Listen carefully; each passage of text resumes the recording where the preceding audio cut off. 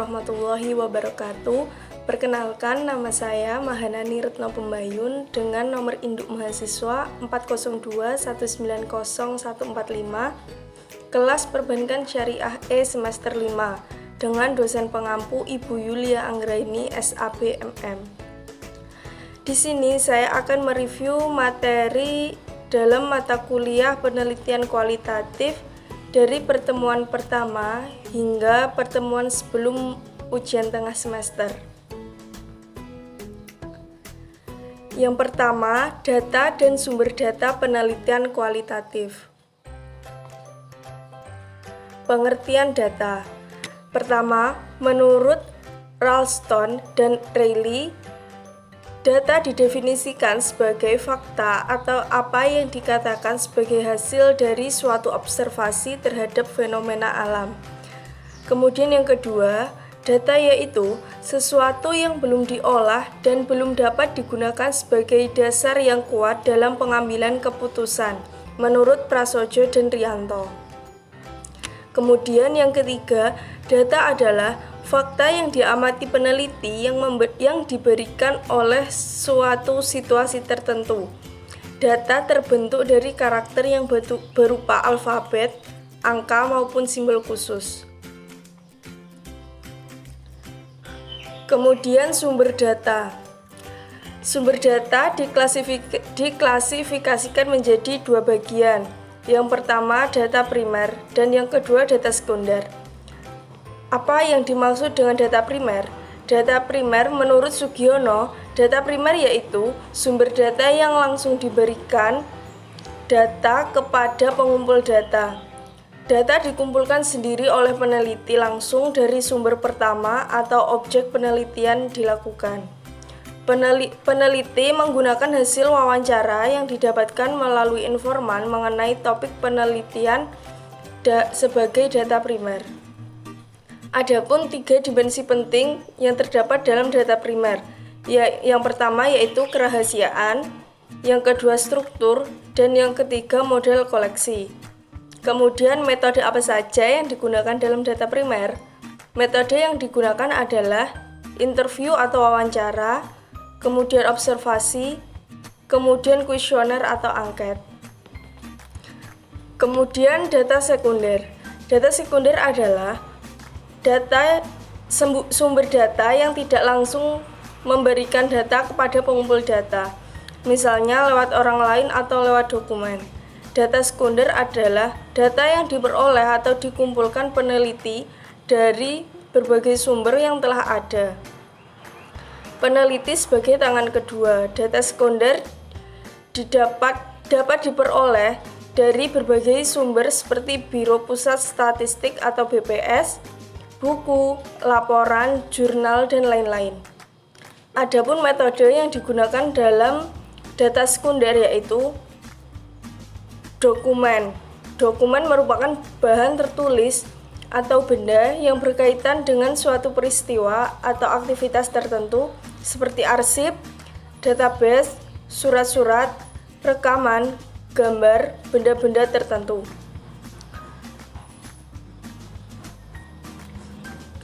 Kemudian yang kedua, gejala sosial, tempat, perilaku, dan aktivitas dalam penelitian kualitatif. Pengertian gejala sosial. Gejala sosial yaitu serangkaian peristiwa yang terjadi antara manusia, baik secara individu ataupun kelompok. Suatu peristiwa atau proses disebut gejala sosial karena perilaku oleh individu yang terlibat di dalamnya saling terkait. Kemudian pengertian tempat. Tempat atau lokasi penelitian dan subjek penelitian merupakan satu kesatuan yang penting dan sudah ditentukan sebelumnya.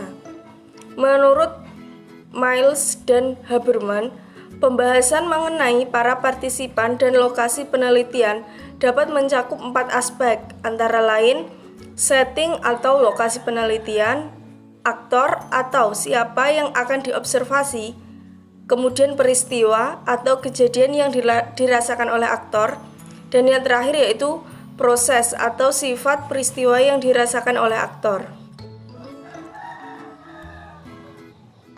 Kemudian perilaku dan aktivitas dalam penelitian kualitatif. Perilaku merupakan segala ciri-ciri yang menyatakan bahwa manusia itu hidup. Perilaku ini bukan hanya mencakup hal-hal yang dapat diamati, tetapi juga tersembunyi. Dalam melakukan aktivitas penelitian, informan adalah orang yang dimanfaatkan untuk memberikan informasi tentang situasi dan kondisi latar penelitian. Jadi, seorang informan harus memiliki banyak pengalaman terkait dengan itu. Kemudian, yang ketiga, teknik pengumpulan data dalam penelitian kualitatif. Pengertian teknik pengumpulan data. Metode pengumpulan data yaitu teknik ataupun cara yang digunakan untuk pengumpulan data atau informasi sesuai dengan fakta yang ada di lapangan. Teknik pengumpulan data kualitatif. Yang pertama yaitu observasi partisipatif. Observasi partisipatif yaitu peneliti mengamati apa yang dikerjakan orang, mendengarkan apa yang mereka ucapkan, dan berpartisipasi dalam aktivitas mereka. Dengan observasi partisipasi ini, maka data yang dihasilkan akan lebih lengkap, tajam, dan sampai mengetahui pada tingkat makna dari setiap perilaku yang terlihat. Kemudian yang kedua yaitu wawancara. Wawancara yaitu bertemunya dua orang untuk saling bertukar informasi dan ide melalui tanya jawab, sehingga dapat dikonstruksikan makna dalam suatu topik tertentu. Wawancara digunakan sebagai teknik pengumpulan data apabila peneliti ingin melakukan studi pendahuluan untuk menemukan permasalahan yang harus diteliti, tetapi juga apabila ingin mengetahui hal-hal dari responden yang lebih mendalam. Kemudian yang ketiga, dokumentasi. Dokumentasi merupakan catatan peristiwa yang sudah berlalu.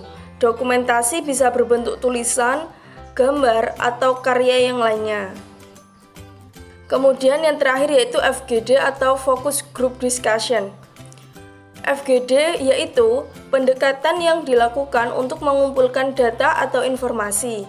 FGD ini terfokus dari suatu grup untuk membahas suatu masalah tertentu dalam suasana informal atau santai. Kemudian yang keempat, validitas dan reliabilitas penelitian kualitatif.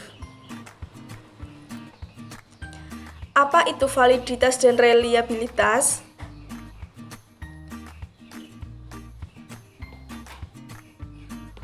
Validitas berasal dari kata validity yang berarti sejauh mana ketepatan dan kecermatan suatu instrumen pengukur dalam melakukan fungsi ukurnya. Suatu tes dikatakan memiliki validitas yang tinggi apabila sesuai dengan maksud yang dilakukannya pengukuran tersebut. Kemudian, reliabilitas berasal dari kata reliability yang memiliki arti sejauh mana hasil suatu pengukuran dapat dipercaya. Suatu hasil pengukuran dapat dipercaya apabila dalam beberapa kali pelaksanaan pengukuran terhadap kelompok subjek yang sama, selama aspek yang diukur dalam diri subjek memang belum berubah. Kemudian, pengujian validitas dan reliabilitas.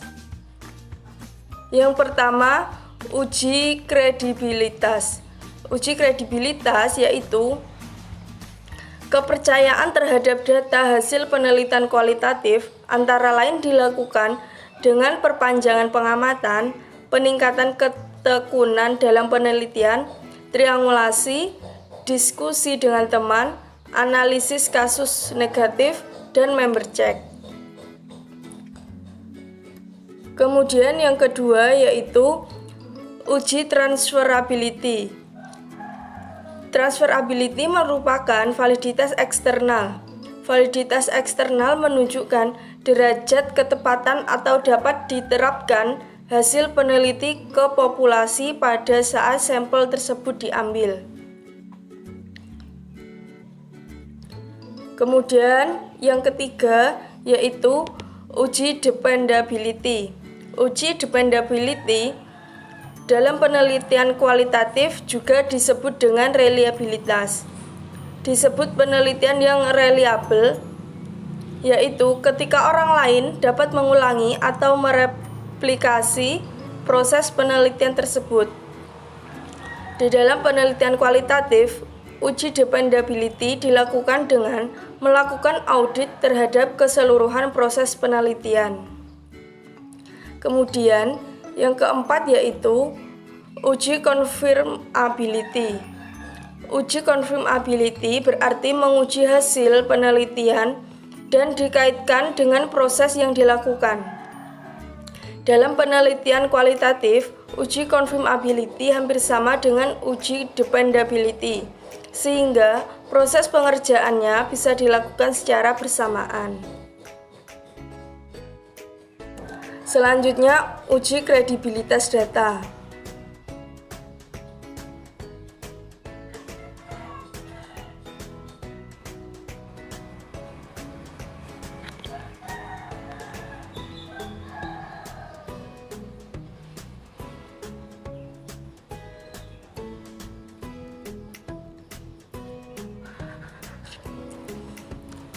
Di sini, uji kredibilitas data dibagi menjadi 6. Yang pertama yaitu perpanjangan pengamatan. Perpanjangan pengamatan berarti peneliti kembali ke lapangan untuk melakukan pengamatan dan wawancara kembali dengan sumber data yang sudah diteliti ataupun sumber data yang baru. Yang kedua, peningkatan penentuan. Peningkatan penentuan yaitu cara untuk meningkatkan ketekunan adalah mencari lalu membaca referensi buku maupun hasil penelitian atau dokumentasi yang terkait dengan penemuan yang diteliti. Kemudian yang ketiga yaitu triangulasi. Triangulasi dalam uji kredibilitas merupakan langkah pengecekan data dari berbagai sumber dengan berbagai cara dan berbagai waktu. Kemudian yang keempat yaitu analisis kasus negatif. Peneliti mencari data yang berbeda atau bahkan berlawanan dengan data yang telah ditemukan. Jika tidak ditemukan data yang tidak sesuai, maka data yang diperoleh sudah dapat dipercaya. Kemudian yang kelima yaitu menggunakan bahan referensi. Peneliti dapat menggunakan bukti pendukung berupa rekaman dan dibantu dengan alat bantu perekam seperti kamera, handycam, dan alat rekam suara. Kemudian yang keenam yaitu member check. Member check digunakan untuk mengetahui seberapa jauh data yang diperoleh sesuai dengan apa yang diberikan oleh narasumber. Pelaksanaan member check dapat dilakukan setelah satu periode pengumpulan data selesai.